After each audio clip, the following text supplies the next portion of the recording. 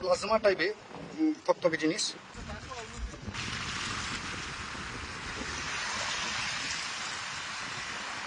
তো আমি আপনাদের এই মুহূর্তে একটা অভিনব দৃশ্য দেখাতে চলেছি, কারণ হয়তো এই দৃশ্য আপনারা কোনোদিন দেখেননি।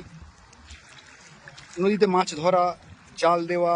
মৌসুমী দ্বীপ থেকে এর আগে আমি ভিন্ন জাতীয় ভিডিও আপনাদেরকে দেখিয়েছি, কিন্তু এই ভিডিওটা বা এই যে দৃশ্য এটা সম্পূর্ণ আলাদা। কারণ এই মহিলা টিম, সত্যি মানে মহিলা টিমের দ্বারা মাছ ধরা এর আগে দেখা হয়নি। দেখি এনারা যে কাজগুলো করছেন, এখানে যে জালটা টানছেন, সেই জাল থেকে কি মাছ এনারা পেলেন আজ,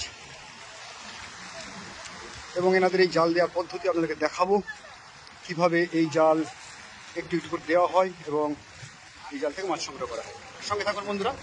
মৌসুমী দ্বীপে প্রায় প্রত্যেকেই আর কি যারা এই নদীর সাথে যুক্ত থাকেন, এখানে পুরুষ বলুন মহিলা বলুন প্রত্যেকেই কিন্তু সমান পারদর্শী এবং সমানভাবে এই জালের কাজ, মাছ ধরার ব্যাপার স্যাপারগুলো বা মাছ ধরার যে কাজ সেগুলো কিন্তু এনারা সুন্দরভাবে করতে পারেন এবং যথেষ্ট পরিশ্রম করতে পারেন। তো দেখি আমরা যে এই জালটাকে কীভাবে এই মৌসুমী দ্বীপের যে মোহনায়, চিনাই নদীর মোহনায় কীভাবে এনারা এই জালটাকে টান দেন বা কীভাবে টানেন। প্রায় 1 হাঁটুর উপরে জলে নেমে গেছেন এনারা। আর এইদিকে আমাদের টিম নামছে।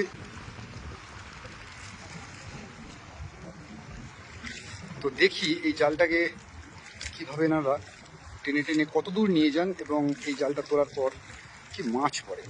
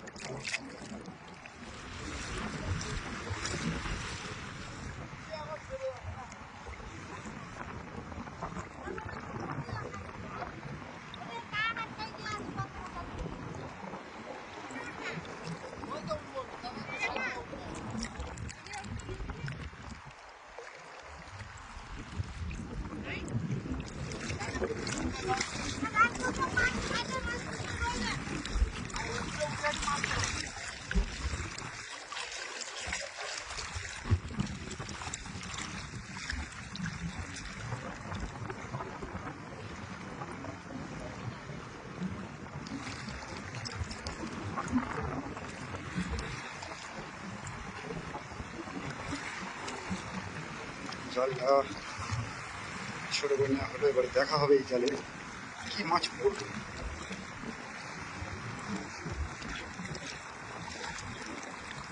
অদ্ভুত কর্মদক্ষতা এই জেলে জীবনে।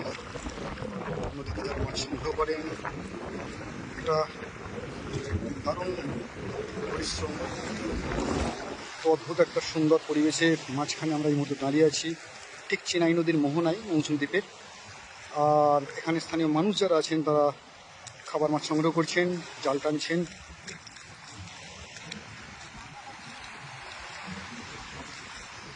দেখি কি মাছ পড়লো, তখন কীভাবে জালটা টেনে টেনে মাছগুলোকে নিয়ে যাচ্ছে।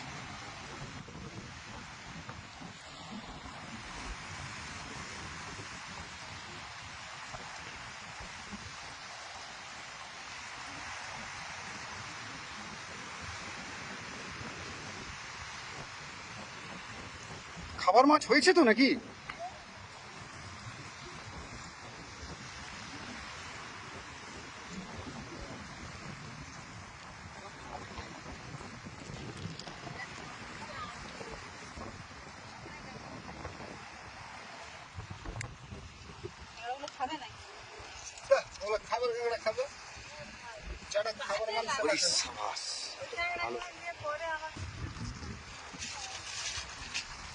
এটা পার্শে মাছের বাচ্চা না পাচ্ছি, এটা তুল মাছ।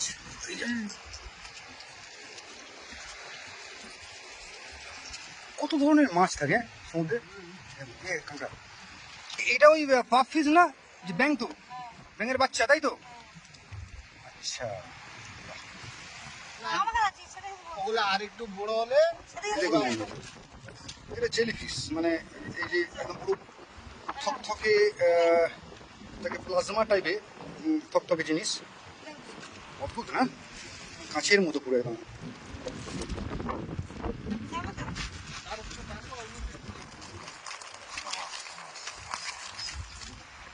তো খাবার মাছ মোটামুটি জোগাড় হয়ে গেছে।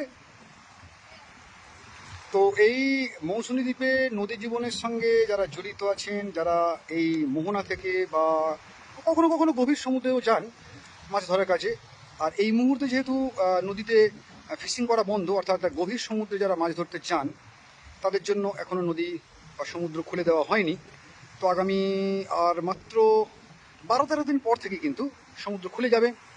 ফিশিংয়ের জন্য বড় বড় নৌকো বেরিয়ে পড়বে, বড় বড় ট্রলার বেরিয়ে পড়বে।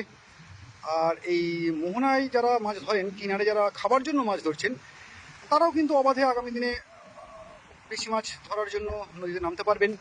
এরা জাস্ট খাওয়ার জন্য মাছ ঘরের সেজন্যই কিন্তু বড় নদীতে বা বড় সমুদ্রে এখন ফিশিং করা বন্ধ। তো এই হলো আজকের ভিডিও। বন্ধুরা ভালো থাকবেন এবং সঙ্গে থাকবেন আমাদের এই পেজ কাগজের নৌকোর সাথে। আগামী দিনে আমি আরও ভালো কিছু দৃশ্য, ভালো কিছু ঘটনা আপনাদের দেখাবো। ততক্ষণ নমস্কার, ধন্যবাদ।